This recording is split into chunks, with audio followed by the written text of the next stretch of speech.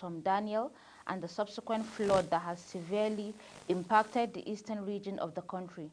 A statement signed by Special Advisor to Tinubu on Media and Publicity, Ajuri Ngilali, says the president further commiserated with all the families who have lost loved ones in the monumental disaster, saying he has sent his best wishes for a speedy recovery to all who have been injured during the tragic incident. Ajuri said the president assured the great people of Libya of Nigeria's unwavering solidarity and goodwill during these trying times, adding that the disheartening loss of lives, homes, livelihood and critical infrastructures remains a shared grief that further unites the people of both nations. Vice President Kashim Shettima on Wednesday departed Nigeria to represent President Tinubu at the G77 plus China Leaders Summit in Havana, Cuba, with the theme Current Development Challenges, the role of science, technology and innovation, holding between 15th to 17th of September. He said the summit will deliberate on development issues facing members, mostly from the global south. The summit will equally explore proactive ways of addressing challenges facing the development of member states, leveraging science, technology and innovation to enhance socio-economic growth. Also, Shettima will, on the sidelines of the summit, hold bilateral meetings with other world leaders to promote Nigeria's trade and investment relations in line with the economic development diplomacy of President Bola Tinubu's administration. The Havana summit will be hosted by the President of the Republic of Cuba, Miguel Diaz-Canel, in his capacity as chairman of the G77.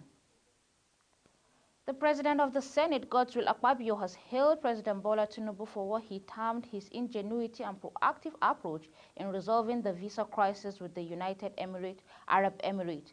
Akpabio, who described the action as a socio-political showpiece, said that it was an act of genius from the president to have seamlessly restored diplomacy between Nigeria and UAE, considering the economic loss incurred by both nations while the unfortunate disagreement lasted. Noting that he was highly elated at the development, Akpabio explained that it was a strategic move that will reinvent and strengthen consular and economic ties between Nigeria and the UAE. He, however, assured President Tinubu that the National Assembly, under his leadership, will continue to provide required legal framework to enable the executive implement of noble policies outlined in the Renewed Hope Agenda. The Republic of Benin have pleaded with Nigerian government to consider rescinding its decision to close borders between both countries. The Assistant Comptroller General, Strategic Research and Policy Department in Nigerian Customs Service, Adamu Alpha, disclosed this while reading the communique at the end of a two-day working visit of the Director General of Customs to Nigeria in Abuja on Tuesday. Kike Lomo Okere has the rest of the story. The Assistant Comptroller General Strategic Research and Policy Department, Nigerian Customs Service, says the two countries agreed to work and seek for harmonization of bound products by the two borders, while noting the work visit is a follow-up of the Nigerian Customs Service CG Adewale Adeniyi visit to the Republic of Benin. He stated that the visit is a desire of sharing commitments, promoting economic development, as well as strengthening of trade and facilitating partnership between the two countries. Number 10, and this is a special addition by the Customs Administration of Benin Republic, that the Customs Administration of Benin Republic is requesting for the reversal of Nigeria's policy on the quotation and promote economic growth while fostering goodwill among their border populations.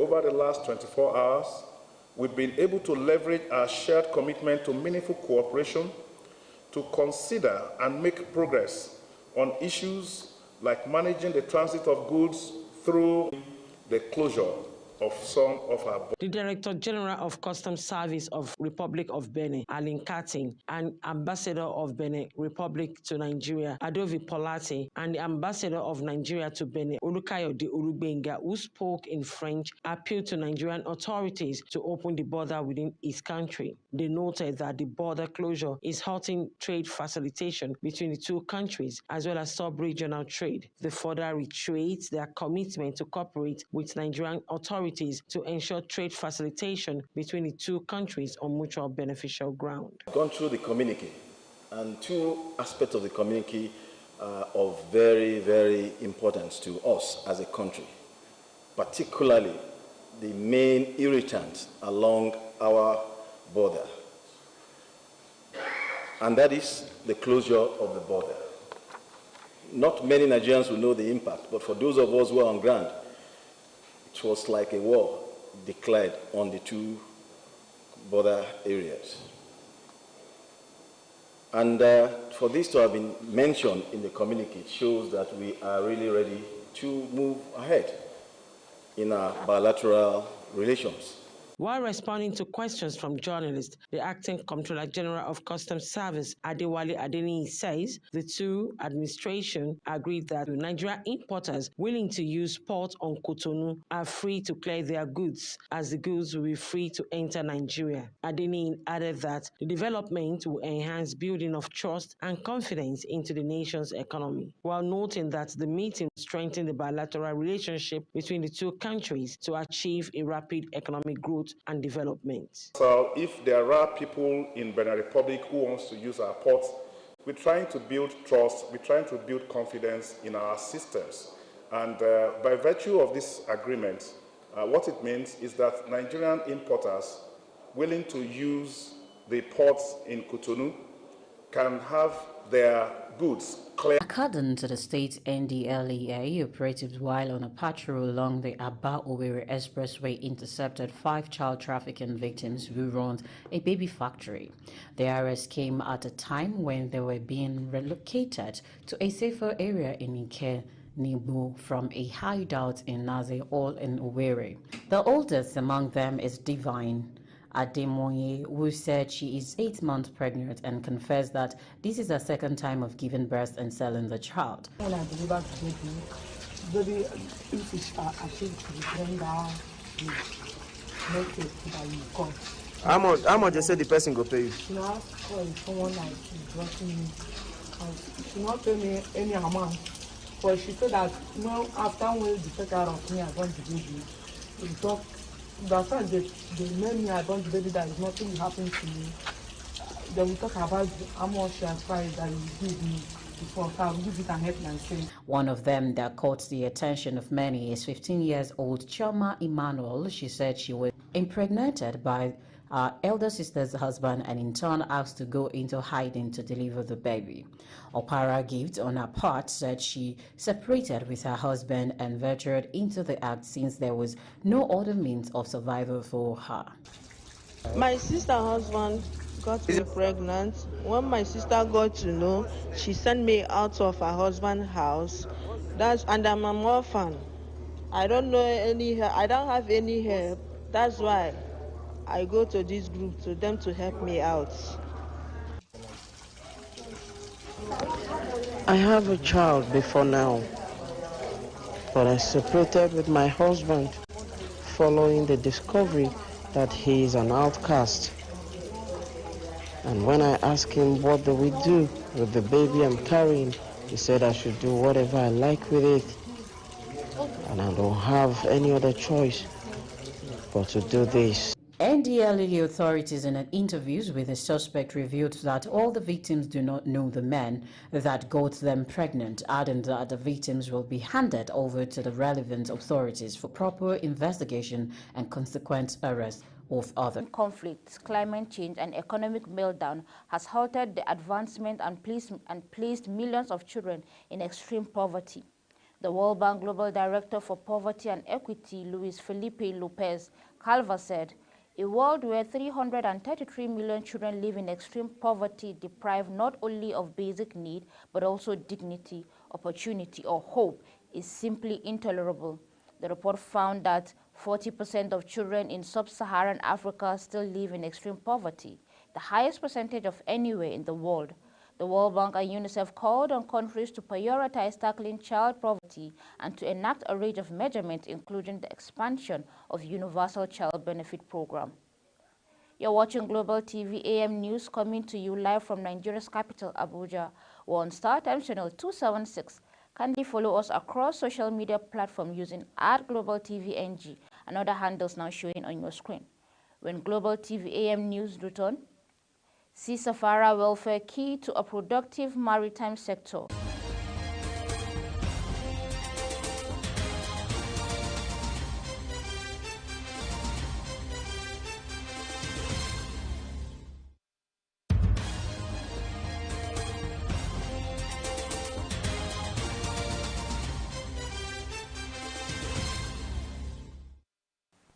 This is Global Television bringing you live broadcasts of the AM news from Nigeria's capital, Abuja.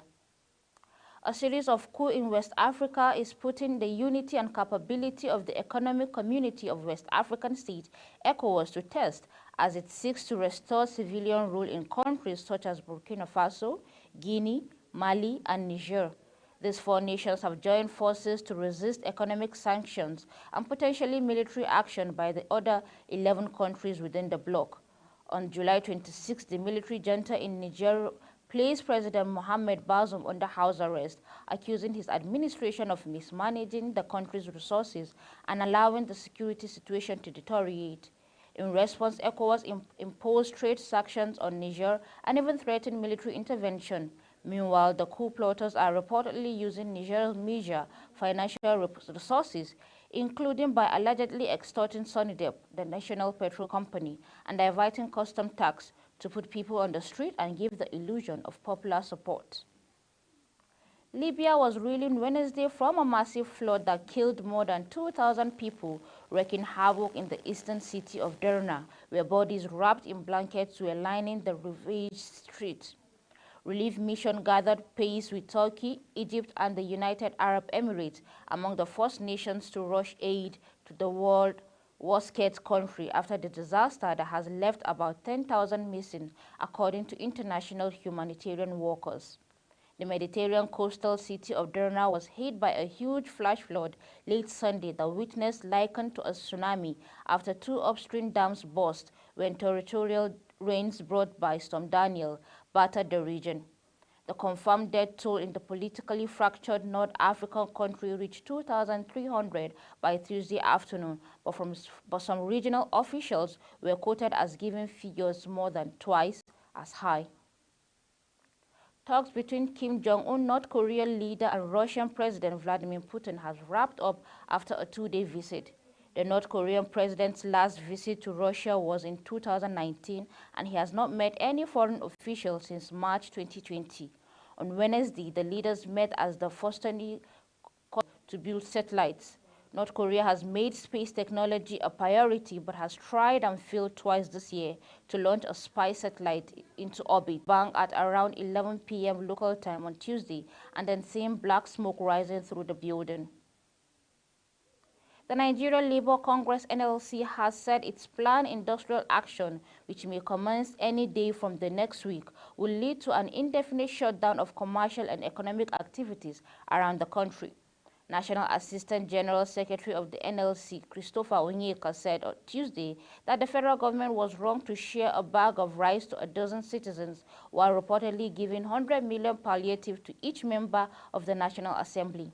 The union had on September 1st handed down a 21-day ultimatum to the federal government over the delay in sharing of palliatives, saying it might not compel to declare an indefinite labor action if its demands were not met. The NLC leadership had said the action was in preparation for a total shutdown, which will start at the expiration of the ultimatum next week. The Director General of the Nigeria Maritime Administration and Safety Agency, NIMASA, John Bashir Jemo, has said that seafarers lay at the heart of the efficient and productive maritime sector. Speaking at an enlightenment workshop for seafarers, employers of the maritime stakeholders in Lagos, on certification and health-related issues concerning Nigerian seafarers, the NIMASA boss said the safety and the well-being of seafarers is paramount in ensuring a smooth operation and success of the maritime industry. GMO, who was represented by the Head Administration and Human Resources Department, Hamisu Gambo, noted that the ability to maintain high medical standards and certification is not only a legal requirement, but crucial to safeguarding the lives of those who dedicated their careers to the sea. He explained that the agency organized the event to ensure that ship owners, workers, unions, employers of labor, and other stakeholders in the maritime sectors are well informed on the issue of seafarers' medical certification. He added that the workshop has been meticulously curated to address the present concerns facing by rejection of medical certificates issued by seafarers by the international maritime authorities. The Central Bank of Nigeria may be asked to withdraw its audited annual financial report, which were released last month. This came after a team investigating the Apex Bank discovered discrepancy and irregularities in the financial account in August. The CB used guidelines purportedly obtained from the FCR in a controversial manner to prepare the financial accounts. While on sport, defender Leon Balogun was conspicuously missing, while new striker Cyril Dessers was named in coach Michael Beale's squad as Glasgow Rangers released their squad for the European League on Tuesday. Rangers announced their 22-man squad for the competition on their website.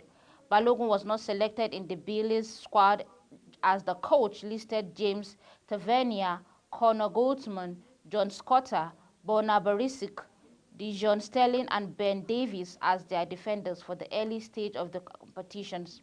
Rangers will still be able to register more players from the round of 16, but the 35-year-old is ineligible for that, as the list is limited to players born on or after January 1st, 2002.